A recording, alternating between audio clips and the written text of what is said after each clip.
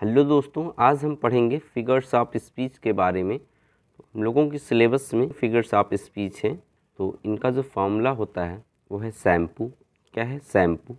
S से हो जाएगा सिमली, एस से हो जाएगा हाइपरबली, ए से एपॉस्ट्रॉफी, एम से मेटाफर, पी से पर्सोनिफिकेशन, ओ से ऑक्सीमोरॉन और लास्ट ओ से हो जाएगा ऑनोमैटोपिया। ये फिगर्स ऑफ स्पीच हैं। सिमली को बोलते हैं उपमा, हाइपरबली को बोलते हैं अतिशयोक्ति, एपॉस्ट्रॉफी को बोलते हैं संबोधन, मेटाफर को बोलते हैं रूपक, पर्सोनिफिकेशन को बोलते हैं मानवीकरण, ऑक्सीमोरॉन को बोलते हैं विरोधाभास, ऑनोमैटोपिया को बोलते हैं ध्वनि सूचक अलंकार। तो शुरुआत करते हैं पहली फिगर्स ऑफ स्पीच से। इसका नाम है सिमली। सिमली में होता क्या है, दो अलग अलग प्रकार की वस्तुएं दी जाती हैं, लेकिन दोनों में कुछ ऐसा शब्द का उपयोग करते हैं जो दोनों में समानताएं बताता है। तो एग्जाम्पल भी दिए गए हैं, डिफिनेशन भी बताई गई है। तो डिफिनेशन शुरुआत करते हैं। Simli is a comparison. Simli जो है तुलना करती है between two objects of different kinds, दो अलग अलग प्रकार की वस्तुओं या ऑब्जेक्ट्स के बीच में, which have at least one point in common, जिसमें कम से कम एक पॉइंट कॉमन होना चाहिए। कंपैरिजन वर्ड्स तुलना करने वाले शब्द लाइक, एज, जस्ट और सो आर यूज्ड, इनका उपयोग किया जाता है। तो क्या है डिफिनेशन?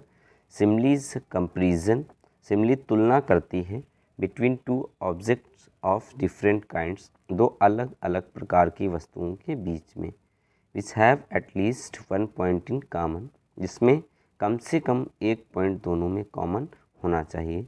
कंपैरिजन वर्ड्स तुलना करने वाले शब्द like, as, just and so are used, इनका उपयोग किया जाता है। तो जहाँ पर ये शब्द दिखेंगे लाइक, एज, जस्ट और सो, इनमें से कोई भी दिखेगा, हम वहाँ पर गेस कर सकते हैं कि जो फिगर्स ऑफ स्पीच होगी वो कौन होगी?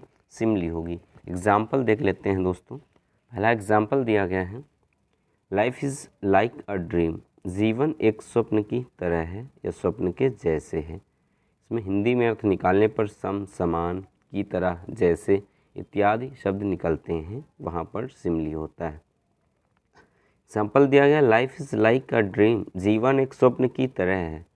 तो जीवन अलग वस्तु है और ड्रीम अलग है, दोनों अलग अलग हैं, लेकिन दोनों में एक शब्द यूज हुआ है बीच में, लाइक। तो ये दोनों में समानताएं बताता है कि जीवन स्वप्न की तरह है, या फिर पीछे से बना लें, स्वप्न एक जीवन की तरह है। दोनों अलग अलग हैं लेकिन एक जैसे लगते हैं, इसीलिए यहाँ पर क्या हो जाएगा? सिमली हो जाएगा। दूसरा एग्जाम्पल दिया गया है, Ranjit Singh fought like a lion in the battle field, Ranjit Singh लड़े एक शेर के जैसे, इन द बैटल फील्ड, युद्ध के मैदान में।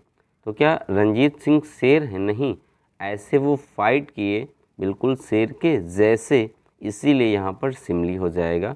तो रंजीत सिंह शेर के जैसे लड़े युद्ध के मैदान में। तीसरा जो एग्जाम्पल दिया गया है, ये एक पोएम थी पहले 11th में, इसका नाम था मर्सी, जिसको लिखा था ग्रेट ड्रामेटिस्ट विलियम शेक्सपियर ने। उनकी लाइन्स हैं कि the quality of mercy is not strained, it dropped as the gentle rain from heaven. जो दया है, जो दया का गुण है, इज़ नॉट स्ट्रेंड, स्ट्रेंड का अर्थ होता है कंपेल्ड या फोर्स्ड। तो जो दया का गुण है, इज़ नॉट स्ट्रेंड, या किसी से मजबूर कर कर नहीं लिया जा सकता है। It drop as the gentle rain from heaven, या ठीक उसी तरह गिरती है या बरसती है जैसे सुखद बारिश होती है, फ्रॉम हेवन, कहाँ से? स्वर्ग से। तो जिस तरह से सुखद बारिश होती है उसको किसी से मजबूर कराकर नहीं कराया जा सकता है, ठीक वैसे ही दया का भी एक गुण है जो किसी से मजबूर या बाध्य कर कर नहीं लिया जा सकता है। तो दया का जो गुण है, इसको यहाँ बारिश के जैसे माना गया है, लेकिन वास्तव में वो बारिश नहीं है, इसलिए यहाँ पर ये सिमली हो जाएगा। अगला एग्जाम्पल है, the camel is like the ship of desert, ऊँट जो है वो रेगिस्तान के जहाज़ के जैसे है या जहाज़ की तरह है। ऊँट अलग है और रेगिस्तान का जहाज़ अलग है, लेकिन एक शब्द बीच में यूज हुआ है लाइक, कि ऊँट रेगिस्तान के जहाज़ की तरह है या रेगिस्तान का जहाज़ ऊँट की तरह है। तो यहाँ दोनों वस्तुएं एक जैसी लगने लगी, इसीलिए यहाँ पर क्या हो जाएगा, सिमली हो जाएगा। तो सिमली समझ में आया होगा। तो इसमें बस इतना याद रखेंगे, तो वस्तुएं अलग अलग होती हैं, दोनों एक जैसी लगनी चाहिए, तब वहाँ पर सिमली हो जाता है। नेक्स्ट डिफिनीशन है मेटाफर। कौन सी है? मेटाफर। मेटाफर हम पढ़ेंगे। सबसे पहले हमको सिमली और मेटाफर में डिफरेंस आना चाहिए। दोनों में डिफरेंस ये है कि सिमली में दो वस्तुएं अलग अलग होती थी, दोनों एक जैसे लगनी लगती थी, तो वो सिमली था। जैसे ऊँट रेगिस्तान के जहाज़ के जैसे है, लेकिन रेगिस्तान का जहाज़ वो नहीं है। और मेटाफर में क्या होता है, वस्तुएं इसमें दिखाते दो हैं, लेकिन वास्तव में कितनी होती हैं? एक होती हैं। जैसे बोला जाए लाइफ इज़ अ ड्रीम, जीवन एक क्या है? स्वप्न है। तो जो जीवन है वही स्वप्न है, क्योंकि जीवन ही स्वप्न है और स्वप्न ही क्या है? जीवन है। तो इसमें दोनों वस्तुएं एक हैं। जबकि सिमली में क्या होता था, बोला गया था life is like a dream, जीवन एक स्वप्न की तरह है, लेकिन वास्तव में वो स्वप्न नहीं है। यही दोनों में मेन डिफरेंस है। तो अब डिफिनेशन देख लेते हैं दोस्तों मेटाफर का।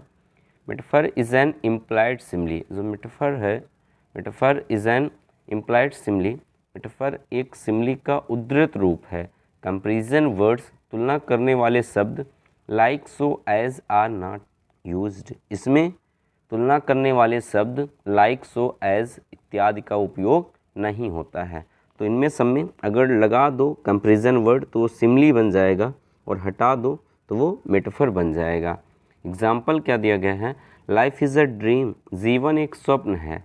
तो जीवन एक स्वप्न है और स्वप्न ही एक क्या है? जीवन है। ये मेटाफर हो गया, और इसका सिमली बनाते तो बनता life is like a dream. Second जो दिया गया है, whose armour is his honest thought. Whose armour his honest thought, जिसके ईमानदार विचार ही उसका क्या है? कवच है। आर्मर मीन्स होता है शील्ड या कवच। तो जिसके ईमानदार विचार ही उसका कवच हैं, और जिसके ईमानदार विचार कवच के जैसे हैं, तो वो सिमली बन जाएगा।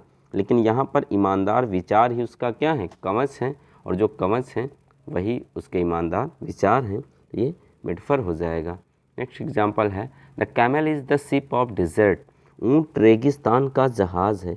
तो जो रेगिस्तान का जहाज़ है वही ऊँट है, और ऊँट ही रेगिस्तान का जहाज़ है। मेटाफर हो जाएगा। और अगर सिमली बनाते तो ऊँट रेगिस्तान के जहाज़ के जैसे है। नेक्स्ट एग्जाम्पल है life is a walking shadow. जीवन एक चलती हुई परछाई है। ये मेटाफर है, और जीवन एक चलती हुई परछाई के जैसे है, तो ये सिमली बन जाता, और जीवन ही एक चलती हुई परछाई है, तो ये मेटाफर हो जाएगा। अगला एग्जाम्पल है Rana Pratap was the lion of Mewar. Rana Pratap जो है मेवाड़ के शेर हैं।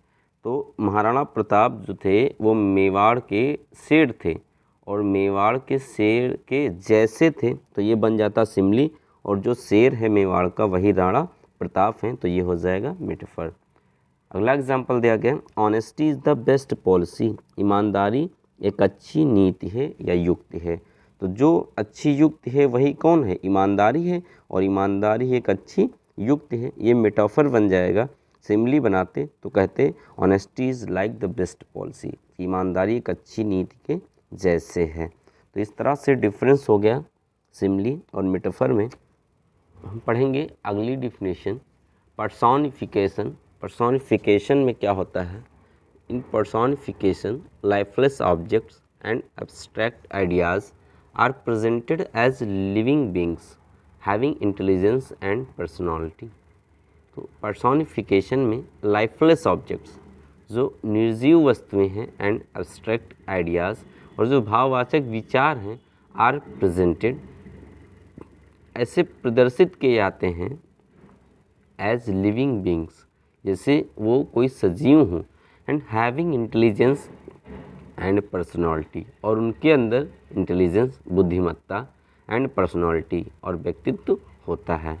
तो सिंपल शब्दों में हम ये कह सकते हैं, जब कोई निर्जीव वस्तु या कोई भाववाचक विचार हमको सजीव लगने लगे तो वो होता है पर्सोनिफिकेशन। जैसे बोला जाए पेन हंस रहा है।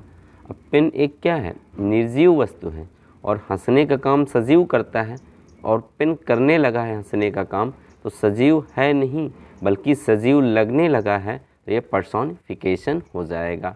एग्जाम्पल दोस्तों देखें, death lays his icy hands on kings, मृत्यु ने अपने ठंडे हाथ राजाओं के ऊपर रख दिए।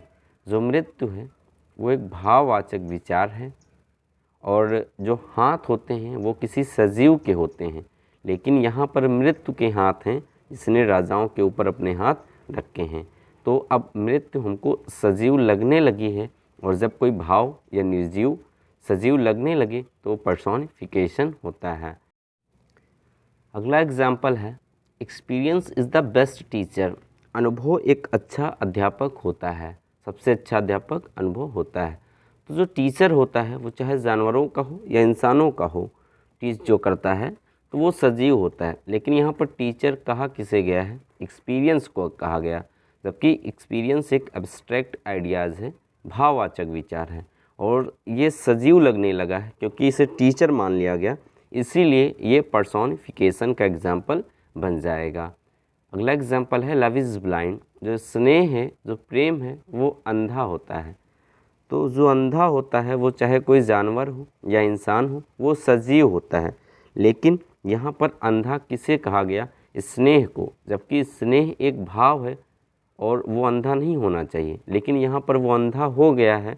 डेट मीन्स ये सजीव लगने लगा, और जब सजीव लगने लगे तो पर्सोनिफिकेशन होता है।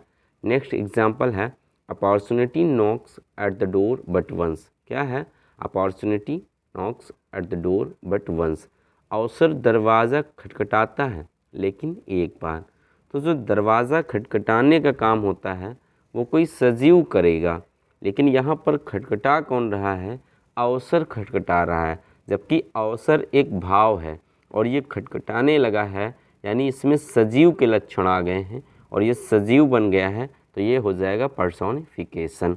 अगला एग्जाम्पल है, but patience to prevent that murmur soon replies. ये एग्जाम्पल जो है, पोयम थी पिछले साल क्लास 12th में, जिसका नाम था ऑन हिज ब्लाइंडनेस, जिसको लिखा था जॉन मिल्टन ने। ये उनकी लाइन्स है, उसमें वो अंधे हो जाते हैं और तब वो भगवान से शिकायत करना चाहते हैं, क्योंकि वो कविता लिख नहीं पाते हैं अंधे होने की वजह से। तब उनका जो धैर्य है वो समझाता है और कहता है क्या, but patience to prevent that murmur soon replies. जो धैर्य है वो उनको मना करता है शिकायत करने से और बड़बड़ाते हुए जवाब देता है। तो यहाँ पर बड़बड़ाकर जो जवाब देता है और मना करता है वो कौन है, धैर्य है पोएट का, जॉन मिल्टन का। और धैर्य अगर देखा जाए तो वो एक भाववाचक है और वो मना नहीं कर सकता है और बड़बड़ाकर जवाब नहीं दे सकता है, लेकिन यहाँ पर दे रहा है, यानी वो सजीव लगने लगा, और सजीव लगने लगे तो वो एग्जाम्पल हो जाएगा पर्सोनिफिकेशन का। अगला एग्जाम्पल है, let not ambition mock their useful toil. ये काफ़ी अच्छा लाइन है और ये पिछले साल एक पोएम थी, from an elegy written in country churchyard. तो ये भी पोएम थी। तो इसमें होता क्या है, एक गांव में गरीब लोग रहते हैं और उधर दूसरी तरफ बस्ती में अमीर लोग रहते हैं।